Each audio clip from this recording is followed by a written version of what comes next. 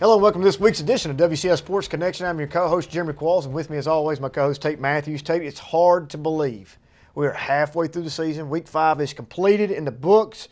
Currently, as it sits, overall record of non-conference games is 17-4. Remember, one of those losses is Nolensville to South Gibson. So you can technically say 17-3, but this past week we went 3-0 in non-conference play. What does that say about our sports conference? Now, we talk about this all the time, but I still think the proof is in the pudding. The indicator always shows the overall record of us doing very well. Yeah, and when we talk about it all the time, it's either Williamson County or Rutherford County, and I'd say the last 2 years you got to give the nod to Williamson County.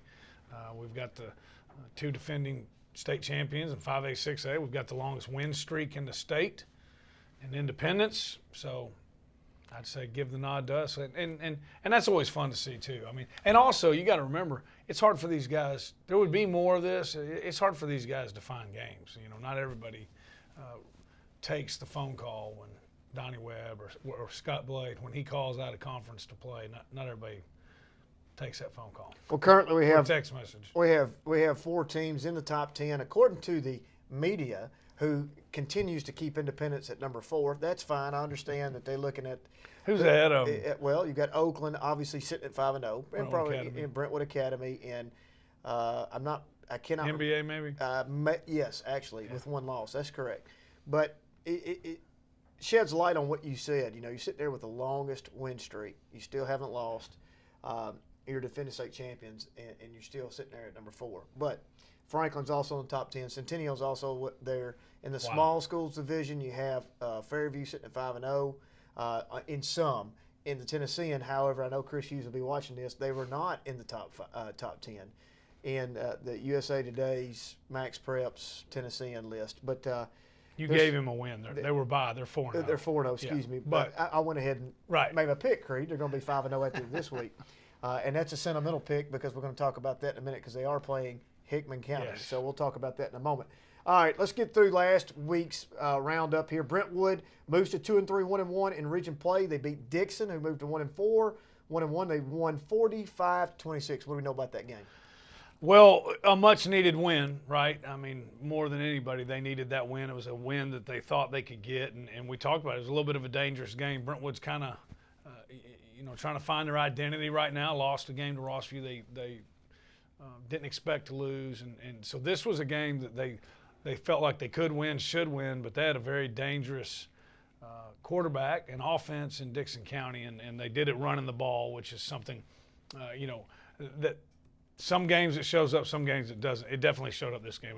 About 280 rushing yards, 5 touchdowns. Matthew Phillips led the way with 182 yards rushing, 3 touchdowns. Carson Shacklet had 2 rushing touchdowns from the quarterback position. We've talked about it all year, and at the beginning of the year, he's just going to keep getting better and better and better. Again, he's played 5 games now as a junior, but it's his first 5 games as a starter. And then the defense they gave up 354 passing yards, but only gave up 4 rushing yards. So usually that's not really good for the other team. When you see the amount of points they scored, they're moving the ball up and down the field, but then when they get on the other side of the field and get into the red zone type area, they have a hard time punching it in. So that's okay when you give up that many yards if they're not scoring a lot of points. 4 rushing yards. I don't care if they threw the ball almost every down. That's good defense. Well, the Bruins have weathered the storm, so to say, right now. This is one of my favorite parts of the season because we get into out of conference play because, it's difficult. There's a lot of stress involved from each of the head coaching standpoints when you play the interconference games. There's a lot of respect there. Right now, the competition is extremely high from all those teams. From a pick'em standpoint, I'm glad to get outside the conference because we can kind of roll that all the way through. But Brentwood has weathered the storm. It's probably not where he wants to be currently. He's sitting, like we said, 2-3, some tough losses in there. Specifically, the Independence, one that they felt they could have won. Turned around with the Battle of the Woods, won it big. Franklin was almost a no-show for those guys. But Coach Crawford is going to circle those wagons. We talk about that every week. He's going to be there in the playoff picture. Still have a couple tough games left. Got Henry County Centennial in there last 3 weeks of the season. So the Rossview game hopefully will not come back to bite them later down the road. But I believe right now, and we'll get to this in the second half of the show, that Rossview, Centennial, Brentwood, Henry County, all four will be the top four coming from that region. You would think so. Northeast is not bad. You know, the thing, and we'll talk about it, that would worry me a little bit about Northeast is not a very good passing team, but they can run the ball, and I think they rush for at 400 or maybe a little over against Centennial.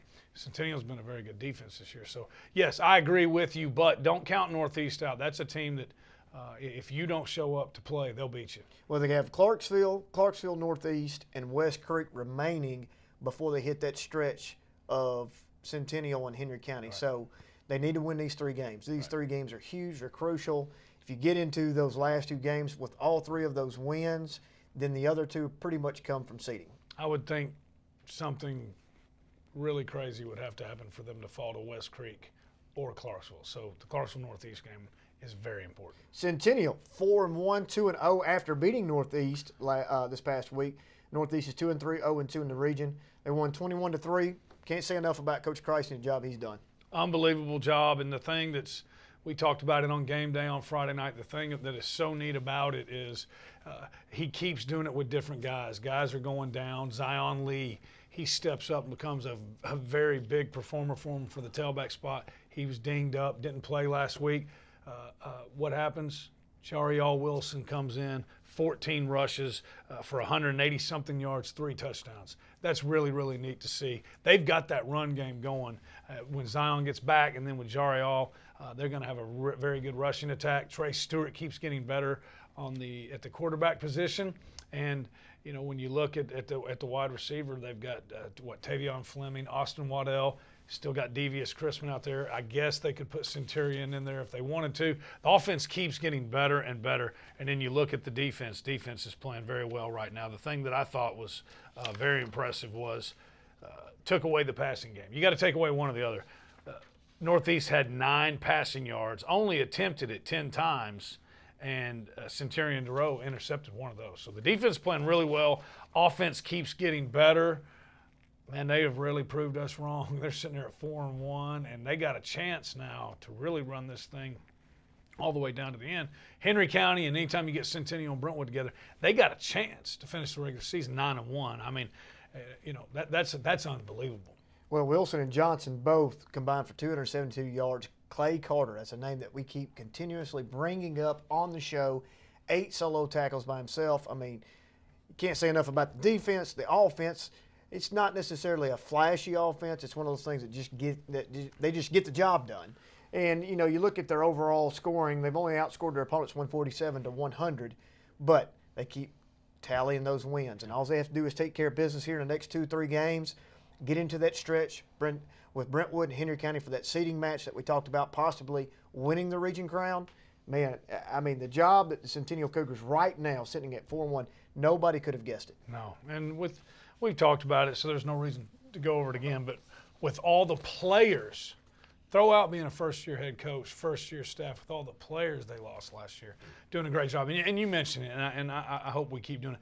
If you like high school football and you like guys that play at a high level and fly around to the football, Clay Carter's your guy, man. If you haven't seen Centennial play, go watch that guy.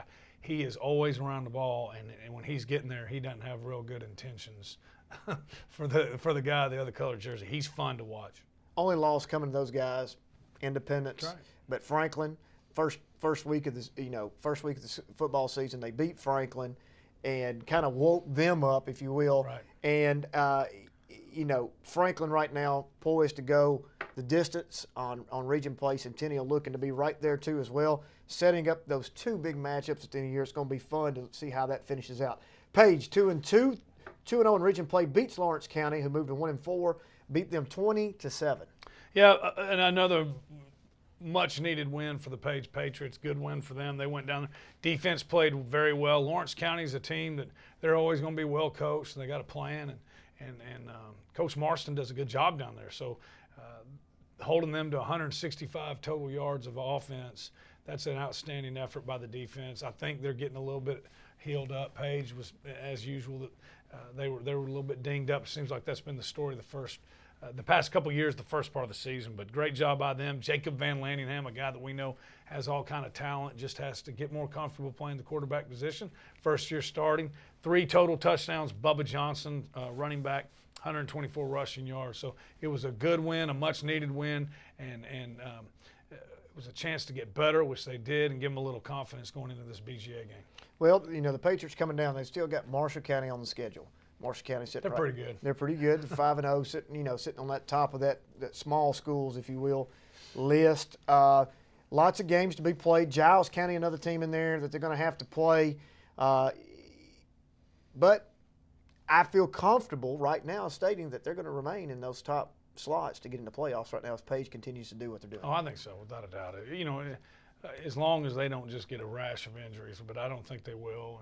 And they'll keep getting better, like I said. And they'll be a team that if they're healthy going into the playoffs, they can score points.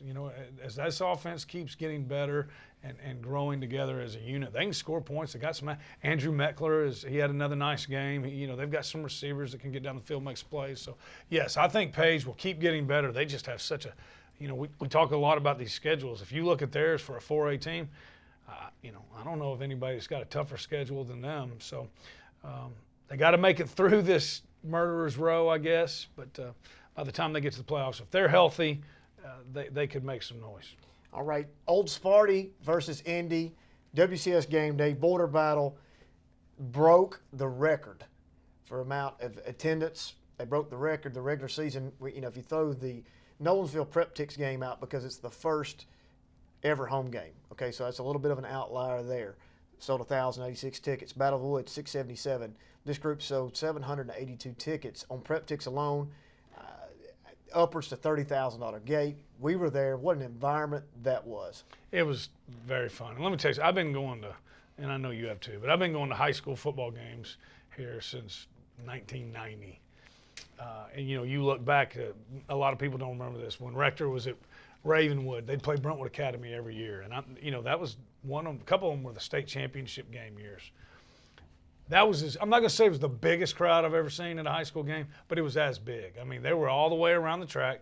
Both sides were filled. Game day was there. How many students were there an hour before the game? Half the stadium was filled an hour before the game. They were ready, had the trash cans. On both sides. On both sides. And the Independents were on the other side. So it was a great crowd. There were kids everywhere playing. The entire back of the end zone was filled. It was fun to watch. And you're right. It was a great environment. And that's what it's all about. That's really neat that those two get together and do that. And then the best thing about it is it was a football game this year. Absolutely. Well, Summit was coming in 4-1, and Indy was 3-1. Indy was 4-0. You couldn't ask for a better script, if you would.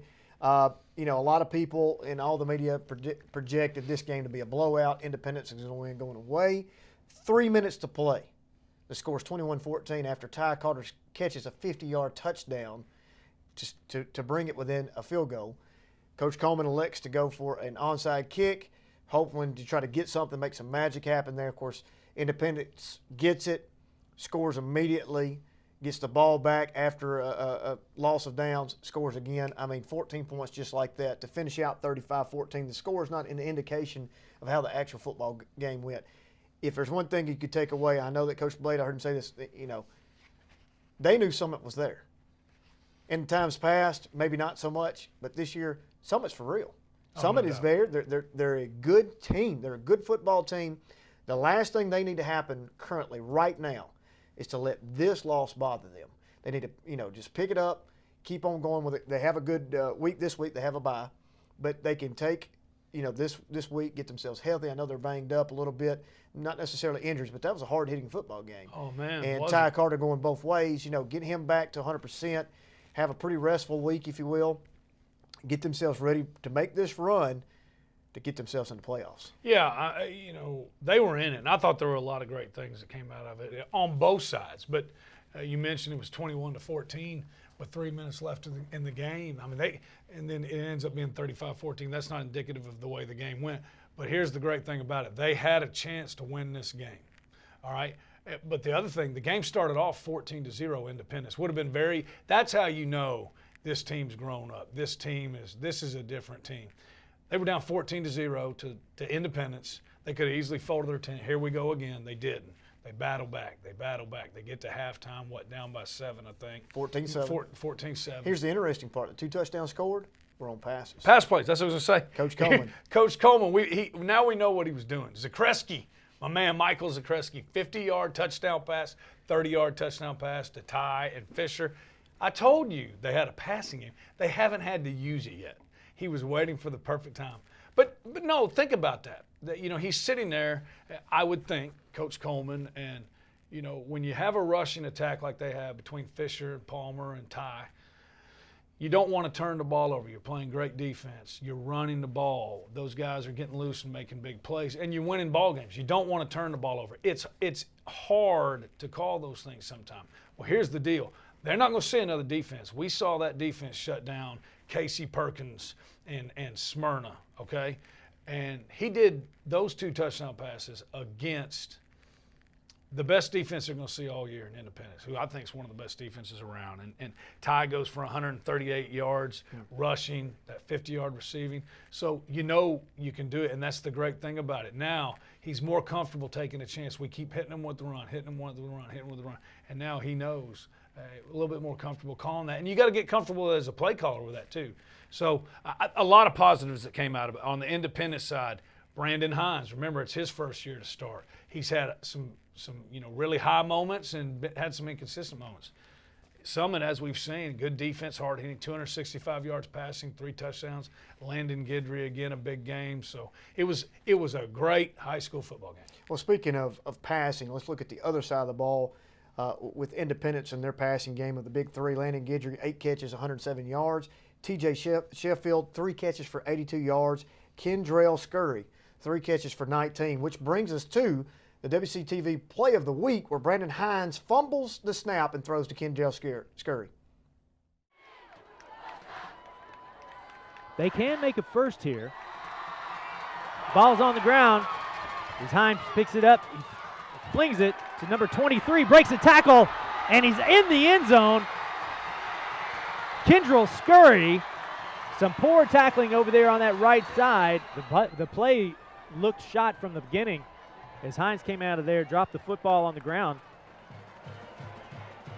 But Kendrell Scurry showing a great deal of power there, right there on that right side. Looked to be bottled up by Summit, but he was able to break a couple of tackles, and he makes it into the end zone to extend this Independence lead. As you can see right there, it's a botch play. He picks it up, but Kendrell Scurry, you can't say enough about the big 3 on the receiving side for Independence. They are play makers. Scurry probably didn't have the game of his career that he would like, 19 yards. But look at that one play right there at any given time. But Landon Guidry, what he brings to the table offensively, defensively for Independence is you can't put a price on. Guy's a player. He's a winner. And it's hard. It's easy sometimes when you've won 20 games in a row and the way Independence has been. And this is what I'm guessing Coach Blade knows in the back of his mind. And the one thing I keep thinking is, we mentioned this is Brandon Hines' first year as starting quarterback. It's easy to forget. Scurry and Sheffield, they're sophomores. This time last year, they didn't even have a driver's license, okay? They're sophomores. They're getting better and better. And those, Scurry, as tall as he is, and the way Sheffield can run, the more on page they get, this passing game come playoff time is going to be on all cylinders, and that's not good for the rest of 5A. Well, forget about the passing. So if you hit him with a pass, and then what happens later? Troy Henderson. You got Troy Henderson in the backfield, 18 carries, 85 yards. He's not good enough. Landon Guidry, 4 carries for 34 yards. At any given time, they can hit you from any different angle. Total different makeup from last year. Total different team, right. Total different looking team when you watch the game. You're expecting that 40-point outburst, that 50-point outburst of running clock. Not necessarily this team, but when they need the points, when they need the plays to strike, they have it. Yep. And to go back to it one more time, Summit, that you can tell it has clicked. There won't be a letdown with this team. This team was in it. I guarantee you they'd love nothing more to see them again in the playoffs, but it was fun to watch. That was just a really well-played football game on both sides. And, yeah, there were mistakes on both sides, but I think it was because the other side was doing a good job on defense. Well, speaking of defense, you look at those stats from the Indy side. Dempke, 20 total tackles, 17 solo. Hunter Dupree, these are names that we mention every week, 12 tackles. Logan, 16 tackles. Those guys now, their numbers are obviously going to be up because of the offense that Summit runs, but still at the same time, you've got to make those plays every single time. And who are you trying to hit? You're either trying to hit Ty Carter and right now, the way Carter's running the ball, it's not an easy job to do. No, heck of a player. And we have to say this. Summit squad, we challenged them to see if they were really as rowdy and as good as they claim they were for game day. You know, that was as good as I've seen. You know, up there with that Ravenwood game now. And Brentwood, you know, there's been a lot of good crowds, but they were as good as any. They brought it. From what I could tell, they were classy. They were loud the whole time. That's a good student section. Fun to watch. Well, right now, 152-107 is what Summit has outscored their opponents. That first half is still the one that's kind of heavy. This past week, they only scored 7 in the first half. I think that trend comes back this week. Right now, Ty Carter leads Indy with 631 yards, 9 touchdowns. Dalton Fisher, he's another good player. 400 yards rushing for the year. Could it be a possibility? 2 things can happen this year, history-wise. 3 things. Overall wins, first playoff appearance, and the first 1,000-yard rusher. Oh, well, there's going to be a 1,000-yard rusher. There might be 2. So you're saying the other 2's not going to happen too? No, yeah, they are. But, I mean, 2,000-yard rushers, that's pretty dang impressive. Fairview had the bye this week. Like we said earlier, they remain at 4-0. Franklin moves to 4-1, 2-0 in the region versus Ravenwood this week. Ravenwood falls to 2-3, 1-1. Franklin won this game 21-13 in a hard-hitting battle. Yes, and again, positives. Probably not the showing that Coach Webb wanted all around, but they were down the second and the third quarter. They were down the whole half of the game. Came back, scored 14 points in the fourth quarter, found a way to win.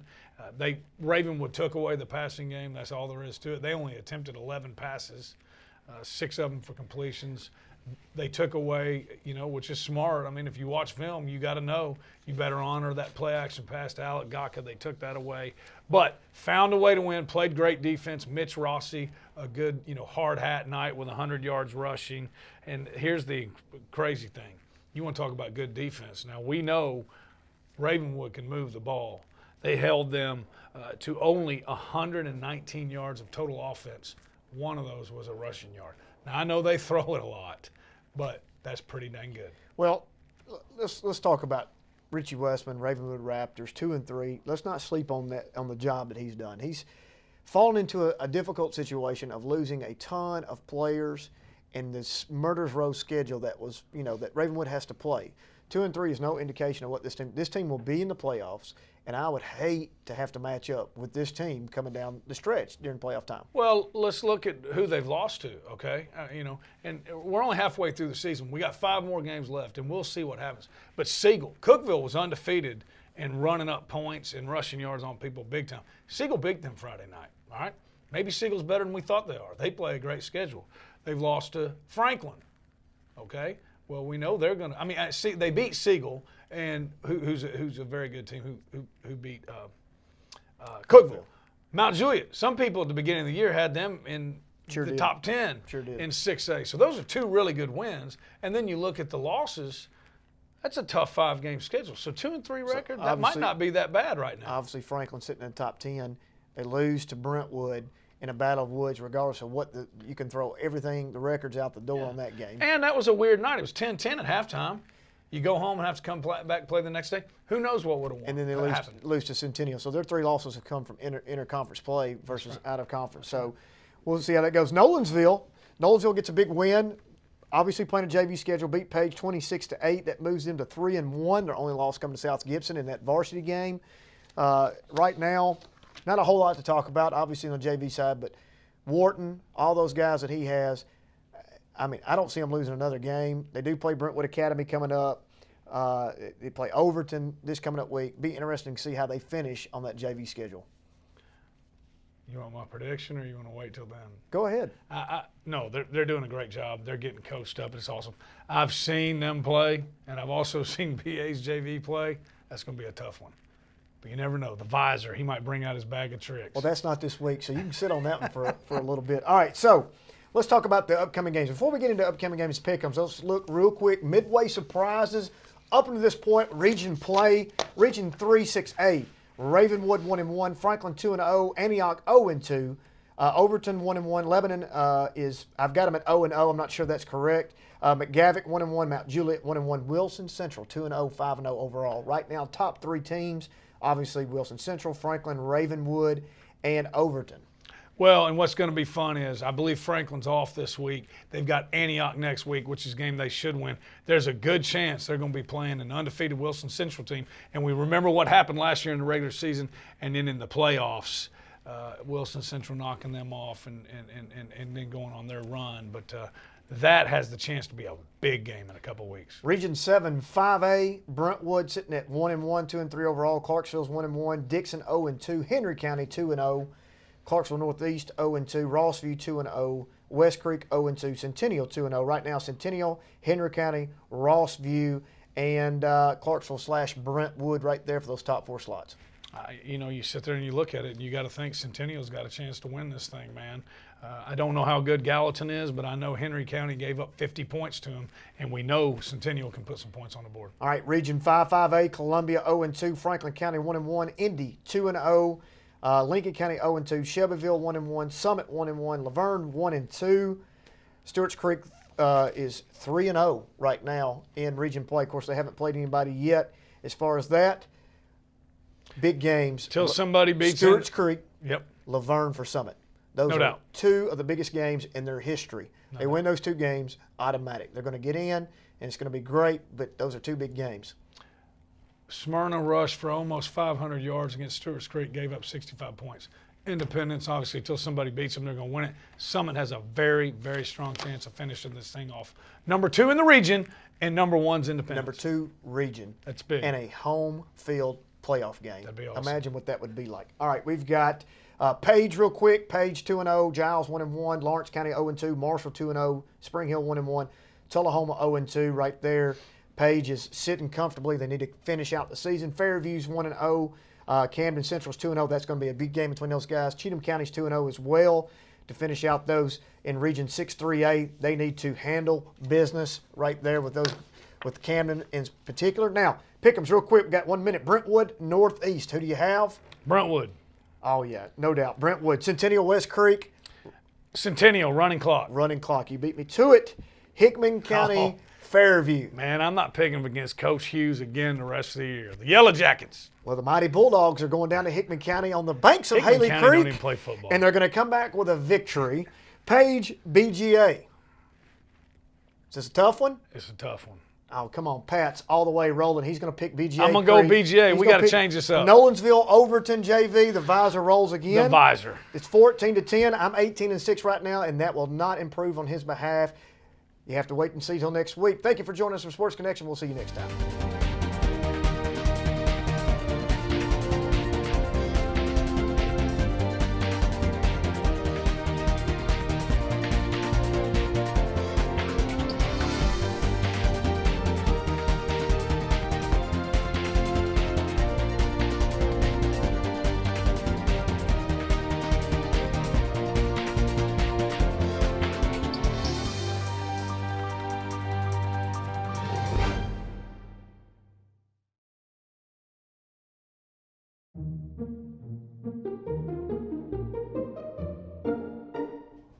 Rain Again by Gail Bunton Haddock. It's green again now that the rain has come back. I've been out in it. My feet are wet and getting cold, but no matter. The land was parched, the leaves brittle dry with fire and ever-present threat. With the rain has come a hush. It has settled on the far hills and across the fields. We were ready for the relief of this rain. Sometimes slow and soft, sometimes hard and slanting on a rush of wind, and in a quietness that heals the brutality of a too long drought.